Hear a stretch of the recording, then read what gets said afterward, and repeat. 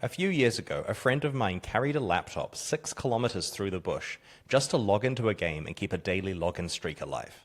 That's not fun. That's not entertainment. That's a dark pattern. Hi, I'm Chris Wilson.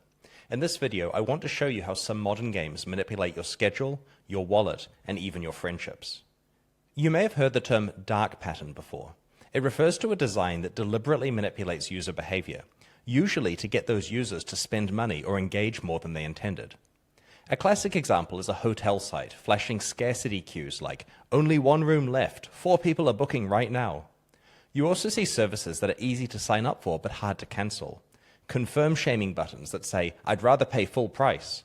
Optional extras like shipping insurance being automatically added to your shopping cart, or pop-ups that say, "Don't leave yet, you have unpurchased items." Dark patterns like these are increasingly common, to the point where regulators and consumer groups are starting to push back. Today I want to talk about a less discussed form of dark patterns, and that's their use in the games that we play and make. Given how much money is made by the games industry, it's no surprise that some developers are applying psychological principles to the reward systems of their games to manipulate players into engaging more. In this video, I'm not talking about gameplay systems that are intentionally addictive or immersive. That's part of the entertainment you signed up for. I'm talking about the meta systems, monetization tricks, retention loops, psychological hooks, and UI traps that manipulate you outside of the actual gameplay. Another way to look at this is, if a developer focuses on making a game as compelling as it possibly can be, and it ends up really fun, interesting, and makes players want to play it again and again, then that developer won't need to rely on manipulative psychological tricks to artificially improve their metrics. Okay, enough preamble. Let's get into some dark patterns. So, like with non-game products, user interface dark patterns are common. For example, some mobile games ask you to rate them out of 5 stars. If you pick 5, you're sent straight to the App Store to leave a review. Anything less sends you to a developer feedback form instead. This quietly biases actual reviews towards higher ratings by making lower scoring reviews harder to leave. Another example of a user interface dark pattern is a game that allows you to spend real money to level up gems that can be socketed into your gear. But players might find that once they have completely maxed out a gem at great expense, more sockets appear, requiring them to spend more money than they initially intended to completely max out their character. This moving of the goalposts could potentially manipulate players into thinking they were going to complete their character for one price when it actually costs a lot more. They may not have committed to spending as much if they knew that from the start. Dark patterns in games extend far beyond just deceptive user interfaces, though. They're typically categorized as temporal, social, psychological, and monetary dark patterns. I've put some links to some of my references that have comprehensive lists in the video description, but I'll go through a few of the major ones with you right now. Before we get started, I should note that pretty much any mechanism that tries to manipulate a change in user behavior is considered a dark pattern in games, but the severity varies a lot. Some of them are much more mild than others, and we'll all have different opinions about which of them are harmless and which are going too far. I'll weigh in with my personal feelings about this later in the video. Many live service games have daily login rewards. In behavioral psychology, when an action is followed by a reward, your brain learns to repeat it. Every day that you log in and receive this reward, you'll get a hit of dopamine, building a habit over time. Players who are conditioned to logging in every day do it not because they're excited to play, but because it feels like brushing their teeth, just something they have to do. Some games have login streaks. This is where the rewards escalate for each sequential day you log in. When you break the streak, your rewards reset back down to the minimum level. Now, humans have a strong sense of loss aversion, where losses feel roughly twice as bad as gains feel good, and hence players will go significantly out of their way to avoid breaking these streaks. As I mentioned before, I have a friend who was on an off-the-grid camping trip and had to walk 6 kilometers with his laptop and a 3G modem so he could keep a login streak going in some random game he was playing.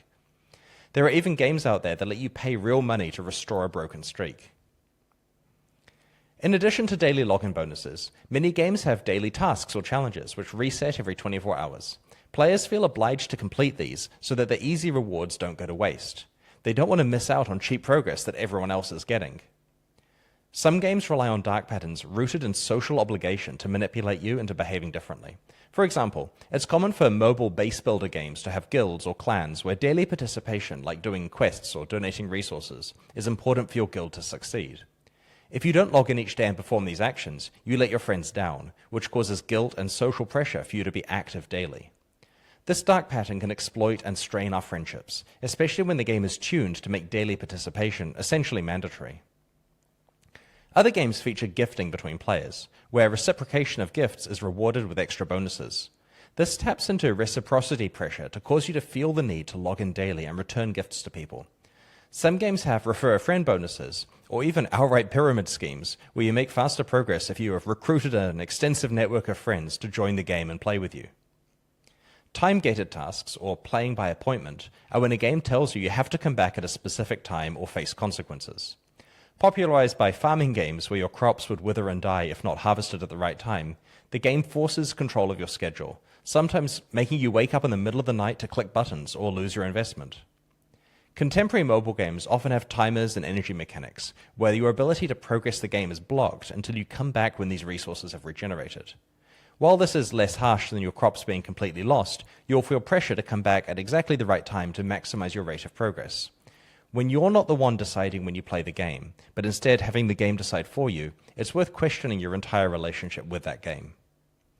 Some live service games create artificial scarcity for their store items. As entirely digital purchases, there's no physical requirement to limit the number of people who can purchase something, but doing so often causes it to sell much faster due to players fearing they're going to miss out. This pattern is similar to the one employed in gacha games, where they often have certain characters available for purchase only occasionally, causing a frenzy of activity when they are. Not only does this cause more sales, but it conditions players to check in with the game daily to see if the character they want is available for sale. There are a variety of dark patterns related to premium currency in games. Developers can design their premium currency packs to be slightly too small to buy the most desirable items, requiring players to purchase more premium currency at once than they plan to. Developers can pick arbitrary exchange rates for their premium currency, so that players can't really understand the true cost of the item they're buying. Cheap items can be placed next to expensive items in the store to make them look like better value. Some games employ special in-game or monetization events that are time-limited or seasonal. The content and rewards are only available for a limited time window. Players do not want to miss out on a unique reward that may never be available again, so this limited availability causes fear of missing out, which leads to intense and anxious play during the event window. There's also a phenomenon called the Endowed progress effect, which shows that if players are given a head start on a reward track, then they are far more likely to finish the rest of that track so that they don't waste the progress they have so far, even though they didn't even make that progress themselves. It's a bit like the sunk cost fallacy. This is why some Battle Pass schemes start with the first items already completed, or have some really easy ones that are inadvertently completed while playing. This manipulates players into committing to complete a reward track that they may not have chosen to attempt without the free bump of progress at the start. So we've gone through a bunch of different dark patterns, and some of them seem pretty user hostile. You may be wondering, why would developers pollute their live service games with all this crap? Well, there are several answers to that question, and the first is that it works. These techniques are all highly effective. They produce the desired outcomes. They manipulate well-understood psychological principles that our human brains are vulnerable to. The second reason is that players generally tolerate many of these design patterns pretty well. Have a look at the games you play and see what techniques they're using from this video. Ask yourself if these are a big enough deal that you'll quit playing the game entirely over them. Chances are you're still playing the game despite the presence of these manipulative elements. Another important reason is mindshare. There are a lot of live service games out there, and players have a limited amount of free time. If a game doesn't have all of the addictive hooks and manipulative retention mechanisms we discussed, then its players may find themselves compulsively logging into other games to complete daily tasks and forget to play this one. There are also foreign publishers. When a game releases and is popular in its home regions, publishers from other countries approach the studio and offer to localize and market the game in their region. But in order to take the risk of investing in license fees and marketing costs, the publisher is going to want to make sure the game is as sticky and lucrative as possible. The publisher dares not suggest changes to the actual game itself, as the game is already proven to be good.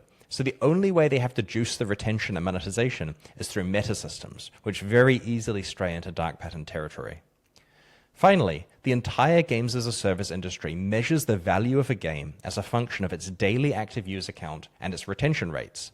If you're making a live service game, you're only going to be able to get funding if you have a solid plan to retain your users. That plan probably ends up involving some number of these dark patterns, because you have to compete against other games using these techniques. If you have a publisher or investor involved, they're probably going to want to see industry benchmarked retention and return from your game, and that is benchmarked against other games that are packed full of dark patterns. If you refuse to use dark patterns in your games, you're effectively competing with games that do use them, while operating at a disadvantage on the metrics that investors care about. This situation really sucks. While by definition, a dark pattern is a design that benefits the developer at the player's expense, some of the techniques mentioned in this video aren't entirely evil, and if clearly communicated and balanced fairly, wouldn't qualify as actual dark patterns. For example, it's pretty clear that escalating login streaks are quite manipulative, because players really want to avoid breaking their streak. But flat daily login rewards might be more acceptable to players because the penalty for not logging in is just missing one day of rewards. If those rewards are sufficiently generous, and the game is not manipulative elsewhere, players might be happy with that system. There are certainly players who really look forward to daily bonuses or special events in their favorite games, and enjoy the structure and rewards that those bring, despite the drawbacks we've talked about. Some developers argue that a little psychological nudge can enhance enjoyment of the game, for example by encouraging players via rewards to explore parts of the game they wouldn't otherwise try out. Achievement systems are a common example of this. I previously talked about how time-limited events can be manipulative, because they often offer exclusive rewards that require a lot of work to unlock during a narrow time period, and can take advantage of your fear of missing out. This is a problem when the event involves grinding out existing content, but honestly, isn't that bad when the event consists of interesting new content? For example, back in January of 2017, Blizzard celebrated the 20-year anniversary of Diablo 1's release by introducing a special event into Diablo 3. The Darkening of Tristram was an homage to Diablo 1 within the Diablo 3 engine, complete with a pixelization shader and a strict orthographic isometric projection like Diablo 1. Players got to play through this mini version of Diablo 1 with their Diablo 3 characters, and it was honestly pretty cool. Even cynical old me reinstalled Diablo 3 and had a fun time checking it out. It looks like they're still running this anniversary dungeon event annually since then. This was a very well executed example of a time-limited in-game event that was a net win for everyone. I have nothing to complain about there. On the other hand, time-limited events that don't introduce new content can be more dangerous. A number of years ago, a fellow game director told me a story about a live service game he was running. He wanted to increase player activity in the gaps between expansions, so he decided to try running a double experience weekend. It was a huge success and saw way more players playing than usual. After the weekend, however, player numbers dipped down below where they were before the weekend, so they ran another double experience weekend the following weekend. You can predict where the story went. After a while, people only played on those special weekends, because playing on weekdays felt far less worthwhile in comparison. The game eventually shut down. While games that overuse dark patterns alienate their users and eventually see the opposite of the good retention they were aiming for, the primary victims of dark patterns are the players themselves. Players affected by dark patterns find themselves compelled into behavior they wouldn't normally perform, whether that's making purchases they hadn't planned for, logging in on days they hadn't intended to play on, grinding content they wouldn't normally choose to grind, referring friends who might not have an interest in the game, or having to set an alarm at 4 a.m. to tend some crops. These actions have both an impact on their day-to-day life, but also reduce their enjoyment of the actual game itself. They often lead to feelings of anxiety, fear of missing out, commitment pressure, guilt, and frustration. The scary thing is, I'm an adult in my 40s who has spent his career working in live service games. I deeply know all about these tricks and still find them affecting me far more than I'm comfortable with. Imagine what it's doing to kids who are incredibly vulnerable to the constant bombardment of gambling, compulsion, addiction, loss aversion, and anxiety-inducing dark patterns that these games contain. So far in this video, I've tried to offer a relatively neutral take on the pros and cons of these game design patterns. While they're called dark patterns and have a high potential for abuse, I've explained that some of them are moderately harmless if used in a way that provides a lot of value for players. But if you're watching my channel, you probably want my actual opinion on all of this. I put a lot of thought into this area because I used to run a live service game, and I frequently had to make decisions related to what design patterns were used for meta systems, retention mechanics, and monetization. So here's my current take on this topic. First of all, I think that pretty much everything is fair game in terms of the actual design of the game itself. If a game is targeted at adults rather than children, I don't have a problem with people leaning on behavioral psychology research when designing the actual gameplay of the game and its reward systems within the game. Make your games fun, make them compelling, make people want to play them and want to return to them for their own merits. Your job as a game designer is to make a really fun game, and understanding how the human brain works is important for that. Players becoming invested in your game and deeply caring about their progression is a good thing. It's why people play games. But I draw the line at deploying dark patterns because they are related to retention systems, meta progression, and monetization. When I'm playing a game, I don't want to have a fear of missing out that makes me feel like I have to play frantically during time-limited events. I don't want to have to log into the game every single day to avoid breaking some stupid streak. I don't want to have to do some minimum amount of activity every day, otherwise I miss out on bonuses. I don't want to have to spam my friends to remind them to log in, otherwise I miss out on rewards. I hate all of this bullshit. When I was growing up, games were designed to be fun, not manipulative. They didn't have literal behavioral scientists and psychologists on staff trying to rewire my brain. Look, I love the economic and competitive aspects of live service online games, but I just don't find myself enjoying most modern ones. Whenever I see daily tasks, seasonal events, and all the exclusivity FOMO, I just lose all hope that I'll actually enjoy playing the game, because I know that it'll be playing me. If you're a developer and really want to add retention mechanisms without straying too deeply into dark patterns, what can you do? Well, first of all, you should try to make your game as fun as possible on its own merits, before relying on external meta mechanics to try to add engagement. Once you've done this, it's a matter of transparency, fairness, and respect for your players. Transparently communicate how things work and what players have to do in plain language. Avoid hidden gotchas that players are unaware of. For example, if you're using loot boxes, clearly communicate their drop rates. Try to ensure that optional challenges reward effort rather than attendance. Make sure that time-limited events last long enough for real-life schedules.